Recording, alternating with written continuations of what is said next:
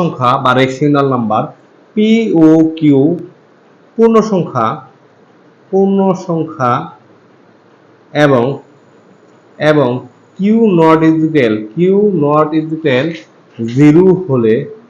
0 হলে P by Q আকারের সংখ্যাকে কিউ নট ইকুয়াল 0 হলে সরি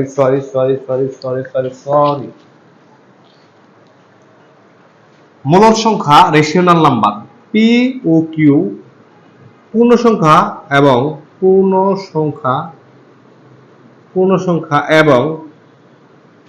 কিউ নট ইকুয়াল 0 হলে পি বাই কিউ আকারের সংখ্যাকে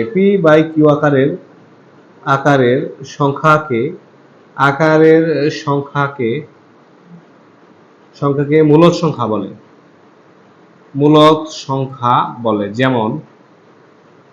সংখ্যা বলে যেমন 3 যদি লিখি 3 একটা মূলদ সংখ্যা 3 কে 3/1 আকারে লেখা যায়, অর্থাৎ 3 এখানে p এর কাজ করছে, 1 এখানে q এর কাজ করছে। যেমন এক্সাম্পল পরে হচ্ছে যদি আমি লিখি 11/2, এটা একটা মূলদ সংখ্যা, এটা যদি ভগ্নাংশ আকারে লিখি তাহলে এটা লেখা যায়।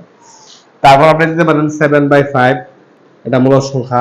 যদি 0.25 বলে এটা কি সংখ্যা, এটাও একটা মূলদ সংখ্যা, কারণ এটাকে দশমিকের জন্য একটা 1, দুইটা দশমিক পরে দুইটা অঙ্ক, দুইটা 0 25, এই যে পি বাই কিউ আকারে প্রকাশ করছে, এটা হচ্ছে পি এর মান, এটা হচ্ছে কিউ এর মান। তাহলে আমি দেখলাম যত ধরনের পূর্ণ সংখ্যা আছে, সকল পূর্ণ সংখ্যা এবং ভগ্নাংশ সংখ্যা হচ্ছে মূলদ সংখ্যা। সকল পূর্ণ সংখ্যা এবং ভগ্নাংশ সংখ্যা হচ্ছে মূলদ সংখ্যা। সকল পূর্ণ সংখ্যা এবং ভগ্নাংশ সংখ্যা হলো মূলদ সংখ্যা, আর মূলদ সংখ্যার সেটকে কিউ দ্বারা প্রকাশ করা হয়। মূলদ সংখ্যার সেটকে কিউ দ্বারা প্রকাশ করা হয়। মূলদ সংখ্যার সেটকে কিউ দ্বারা প্রকাশ করা হয়। ক্লিয়ার?